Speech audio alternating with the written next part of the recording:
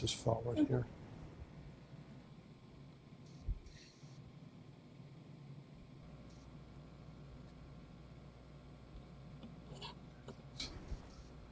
Okay, good morning. So Gigi was talking about the digital twinning technology and where we're going there. I'm just going to talk briefly about, give a real high-level overview of intelligent water systems, and then also discuss some of the workforce aspects of it that seem to pop up every time you start talking about this subject.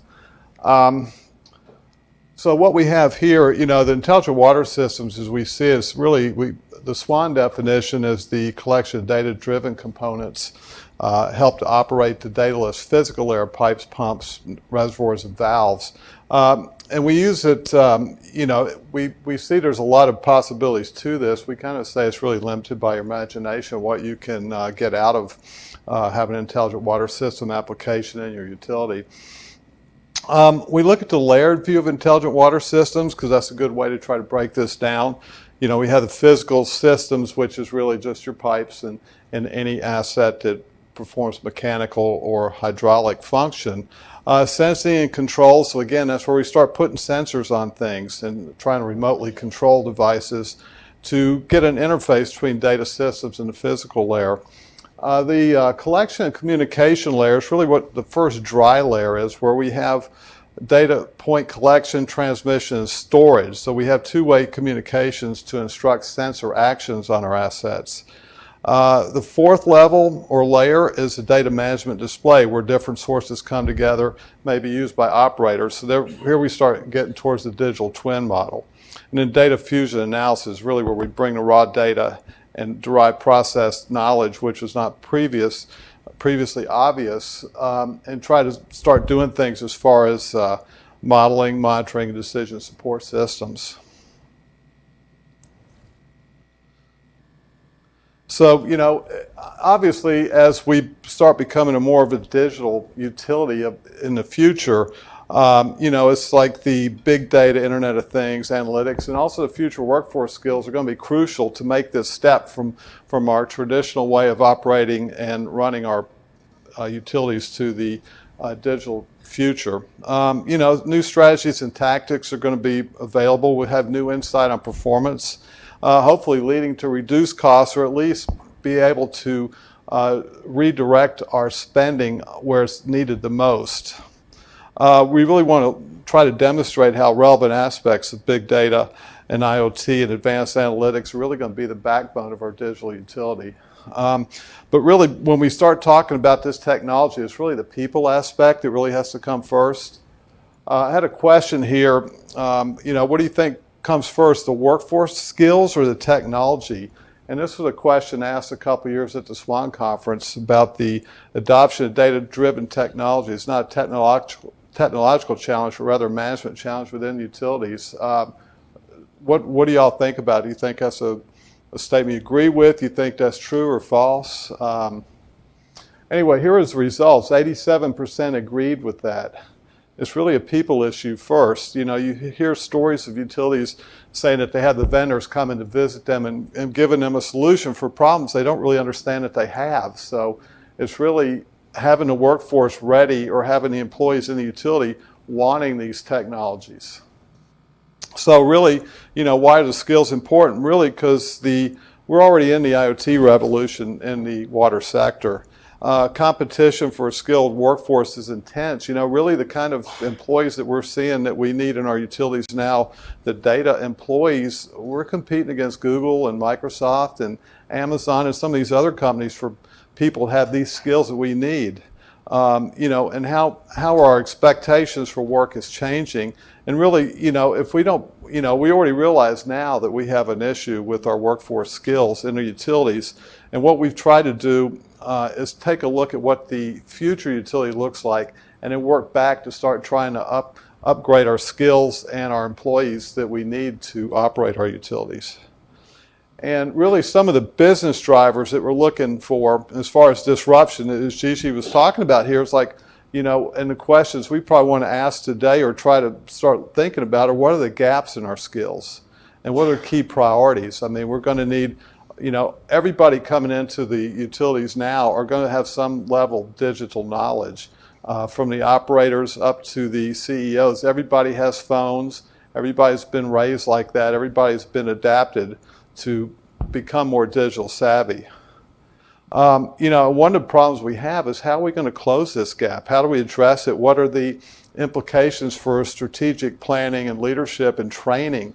Do you think we can train our employees to be really digital savvy, or do we need to hire from without, or a combination?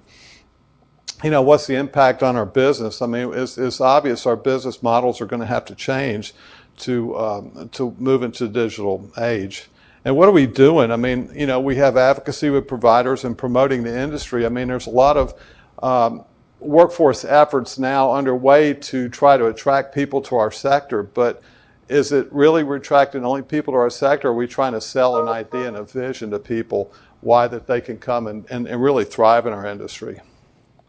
This is kind of a busy slide here. I just liked it because it really looked at what are the drivers of the future of work, the economic destruction, labor displacement, emerging landscape, and you can get a copy of this. This really is pretty powerful, but it's just something that really kind of gives you some things to think about. And as far as the workforce component of this center, I mean, I think this is a good place to start looking at, some of the topics we ought to think about.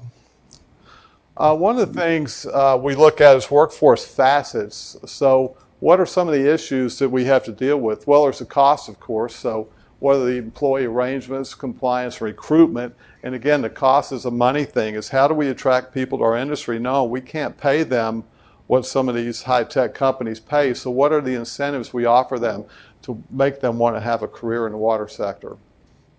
Capacity, really the workforce mix, the career pathways, geographic locations, and the organizational structure and operating models. Again, we realize our operating models are going to have to change to keep current with the time. Capability, leadership development, and skills and capabilities and performance management. I mean, we're looking at the leadership of these utilities is changing, whereas it needs to be more business-like and less engineering-driven. We're starting to see some of this in some of the utilities abroad. We're starting to see this as well. Connectivity is really the organizational culture, employee engagement. Again, it's like what is the relationship between employer and employees? So it's really the employee value proposition, we call it. And then compliance, it's really regulatory compliance, health and safety, environmental. These are staples of how we run our businesses anyway. So some of the skills of the future that we look at is the technical skills, of course, always needed: math, engineering, software, design and engineering. These are pretty much what we already have, but again, they're going to be upgraded for digital age. But the soft skills, which really is management, it's like leadership, information processing, critical thinking, communication and collaboration is very important, especially among some of the different generations that we find in our utilities, because right now we can have up to 5 different generations of employees in our utilities. So their ideas of the way to work are a lot different from generation to generation. Workforce skills of the future. These are some of the enablers that we found from some meetings and some workshops we had a couple years ago. So these are the types of things that moving forward, if we want to really have a good workforce in our utilities, how do we attract people? Resilience, of course, data and analytics are always going to be important, even more important now with the rise of the digital utility. Leadership was a real strong point that was mentioned, change management, planning, communication, culture, again, the customer. How are we becoming more customer focused? There's some circle of thought that says that really in the future we're going to be communicating with our utility customers in the same manner as like our banks do. So it's a real truly two-way. It's not just pushing out saying your service is going to be disrupted for a while. It's going to be, they're going to have access to real-time data as we generate about their water use, things of that nature. Again, it's like whatever we think about the customer wants. Again, it's communication between our utilities and our customers. New business models, entrepreneurship, innovation, of course, that's really why we're here. Engagement, again, community staff, motivated workforce. Again, the workforce is going to be driving all this, and it's got to have, motivated employees and leadership that really understands what's driving the workforce and how to accommodate them while receiving the services they need from their employees to run their business. And then collaboration, partnership within the water sector and with other sectors. Again, this might be the resiliency angle too, because as water utilities, they need to work with other parts of the community to have resilient communities. So the future, I mean, these are some of the ideas that we kind of kick out, and of course that's really what we're looking at to do in this workshop.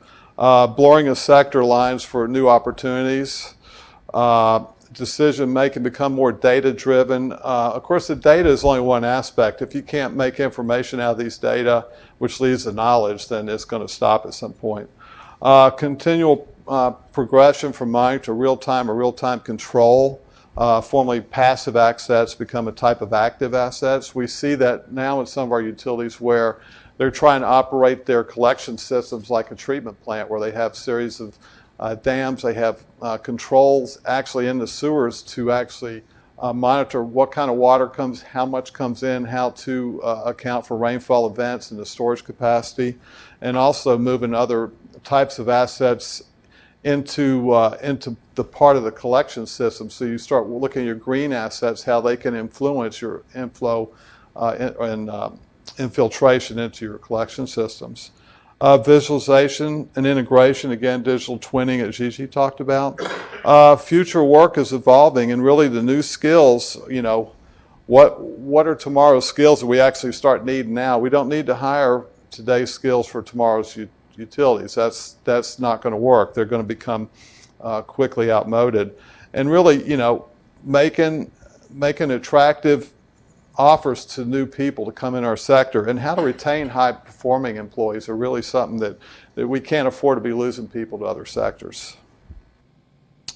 So that's what I got here on my presentation this morning. So any questions? Any question, comments for Walter? Yep. So are there any upcoming smart water or intelligent water projects at the Water Research Foundation? Yeah, we actually have a couple. We have one called a definition of smart utility or intelligent water system. What is the framework? And we decided to do something like this just to kind of lay down a base layer for people that are getting started or on their journey to become intelligent water systems. Just what are some of the basic things that you need to be able to become an intelligent water system. That project is actually will be awarded this week. We have some excellent firms that sent some proposals in on that. We also have another one that'll be coming up in January called Designing a Sensor Network in an Urban Sewer Shed. This is a $340,000 project where there's going to be a really strong data management component to this, because really that's at the base of your intelligent water systems, having your data under control. And again, we're looking at 3 to 5 utilities to be pilots for this. Whatever they need to do in their sewer sheds, they'll be part of this team. The data management component will be concentrated on a major North American utility where they have some real issues managing their data. One of the things about that is that there'll be constant communication between the pilots and the central utility as far as the data management control.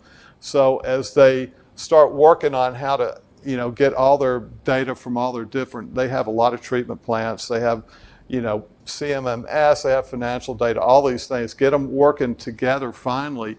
And really, the other utilities will be able to contribute their input and receive input from what's going on at the central utility at the same time. So really, we're looking at everybody will hopefully have a roadmap of how to deal with their data as far as how this project goes. So those are two we're doing here. And that RFP will be out probably the second week of January. Thank you.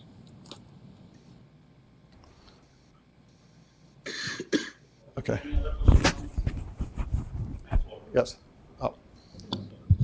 How much work are you doing looking at, doing like scenario analyses and looking into the future?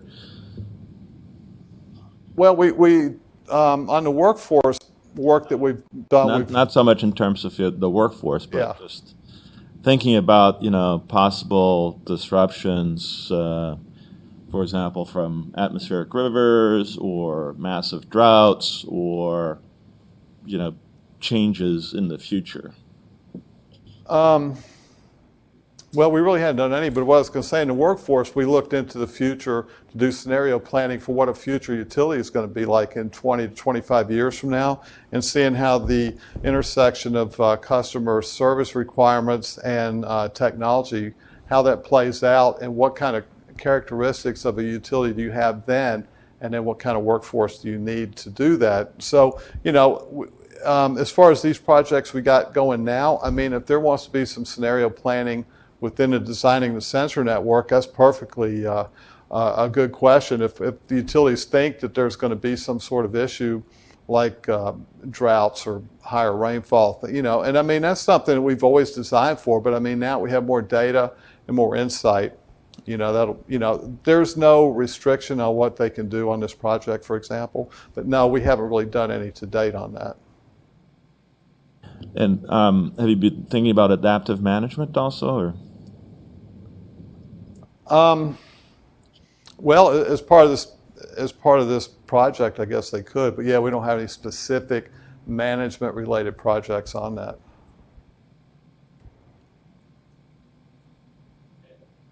Thanks, Walter. Okay. Yeah, we will discuss more. The workforce is the big deal for Generation 4. We will talk about that. So we will switch